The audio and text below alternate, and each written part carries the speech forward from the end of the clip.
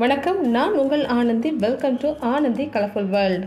நான் இன்றைக்கி காரசாரமான நண்டு கிரேவி செய்ய போகிறேன். ஜலதோஷம் உள்ளவர்களுக்கு நல்ல மிளகுத்தூள் அதிகமாக சேர்த்து இந்த கிரேவியை வச்சு கொடுத்தா சீக்கிரமாகவே சரியாயிருங்க.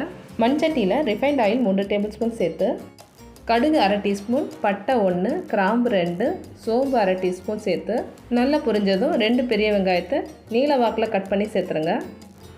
9 பல் பூண்டு, 5 பச்சை மிளகாய், 1 துண்டு இஞ்சி நல்லா சதைச்சி சேர்த்துருங்க. எல்லாம் நல்லா வதங்கினதும் 2 பெரிய தக்காளியை பொடிதாக கட் பண்ணி சேர்த்துருங்க. தேவையான அளவு கல் உப்பு, மிளகாய்த்தூள் 2 டீஸ்பூன், மஞ்சள் தூள் 1/4 டீஸ்பூன், கொத்தமல்லி தூள் 1 டீஸ்பூன். எல்லாத்தையும் நல்லா வதக்கினதுக்கப்புறமா நண்டு சேர்த்துடலாம். நண்டு வேக வைக்கும்போது நண்டுலேருந்து தண்ணி வரும், அதனால் தண்ணி சேர்க்கும்போது குறைவாக சேருங்க.